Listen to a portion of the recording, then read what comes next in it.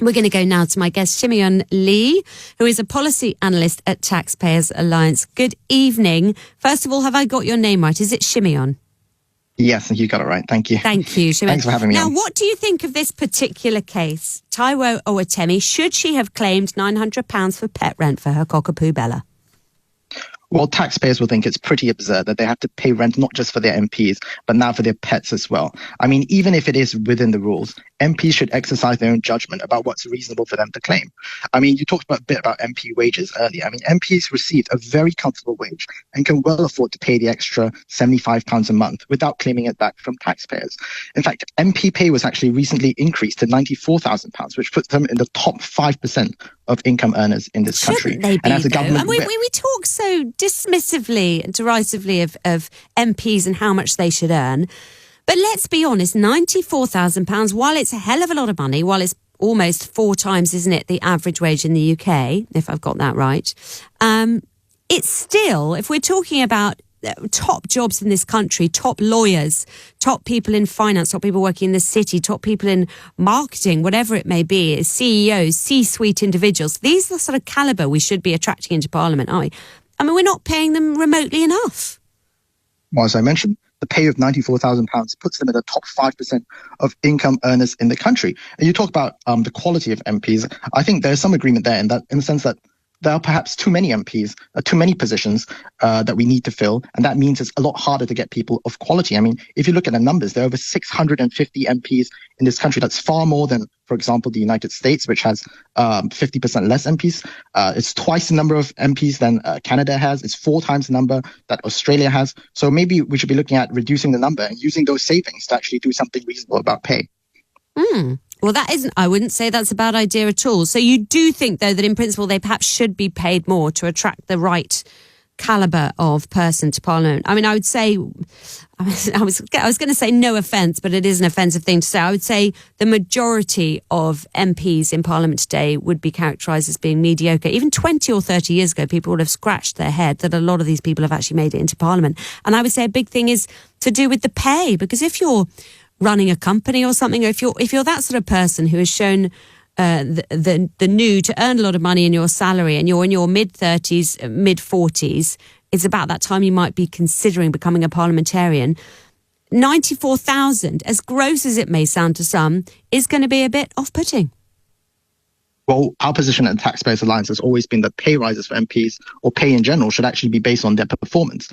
So we want to look at linking MPs' pay to something like GDP per capita so that when the country does well and the country prospers, then MPs will receive a pay rise. And I think that's a lot more reasonable than what we have now, where MPs' wages are in fact pegged to pegged to wages in the public sector.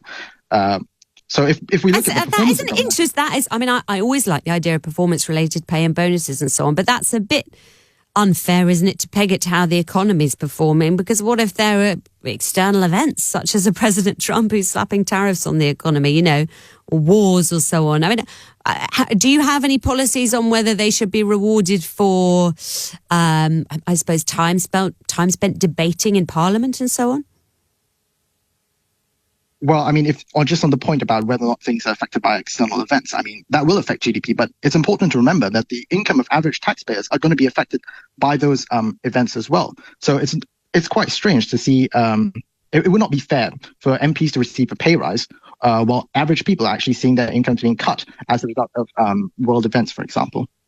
But on the case of this lady, Taiwo Owatemi, I do actually feel for her. She's been plastered over a couple of the papers, and some of her constituents will be very cross about this. But I think actually let's break this down. Okay, £900 a year for pet rent. Obviously, it sounds risible, especially perhaps to those of us who don't have dogs ourselves. For a lot of people, they say, well, this is basically a member of her family.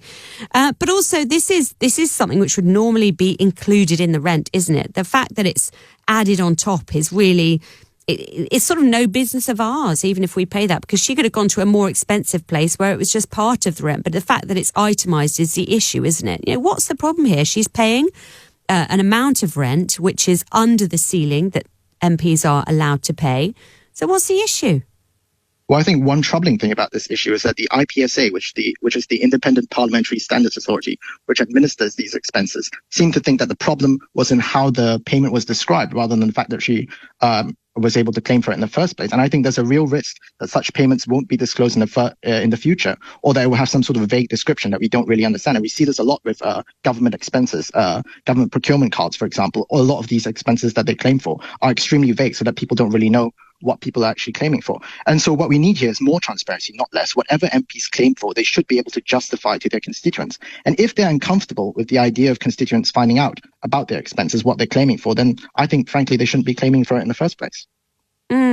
So, Shimeon, what do you think about if we were to, let's roll up our sleeves and wield some imaginary power now, if we were to cut the number of MPs quite dramatically and raise their salaries a bit, would you be in favour of a system in which they can't claim expenses at all, in which we need to give them decent enough salaries, and aside from staffing expenses, they can't be able to claim for extra things on top? Well, I think it would depend on the specifics of this package. I mean, as a whole, I think MPs cost somewhere around £60 million. So if it can be demonstrated that a saving could actually be made on the cost of Parliament in total through such a scheme, then certainly it would be something that we should definitely be looking at.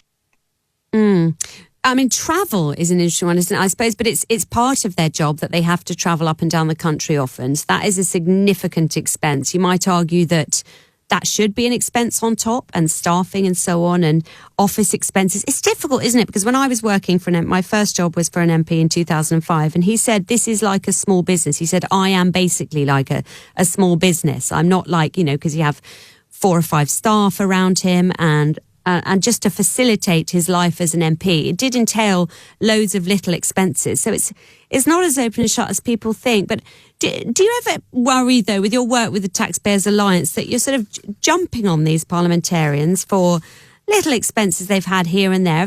If they've been within the rules, if they haven't broken the rules, then all you're doing, and all the papers are doing in this case, is just fomenting more mistrust of politicians who are just trying to do a good job, and in very difficult circumstances often. Well, I think it's important to emphasize that we're not out there to try and make life harder for MPs. We don't want to create a really onerous system, but what we want is a system that's fair to MPs. That's why they can claim expenses in the first place. But I think that MPs should be showing a little bit more respect to taxpayers. If you look at some of the expenses that MPs have been claiming, for example, the Speaker, he spent over £180,000 on first and business class flights, the Chancellor getting, free Sabrina Carpenter tickets, the Prime Minister, back when he was leader of the opposition, receiving tens of thousands of pounds in clothes and spectacles.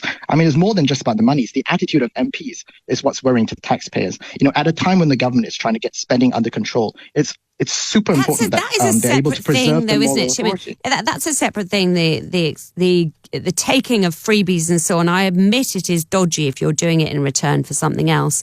But I certainly don't see the fuss. I see there's more of a fuss where it's taxpayers' money involved, because obviously every pound that is paid in expenses has been hard-earned by you and I, and whether that's in the radio studio or on the factory floor, in the shop or whatever else. So that matters. But I think the freebies thing, I failed to get so worked up in a lather about all that. But anyway, we're going to have to leave it there. Thank you so much, Shimeon Lee, policy analyst at the Taxpayers Alliance.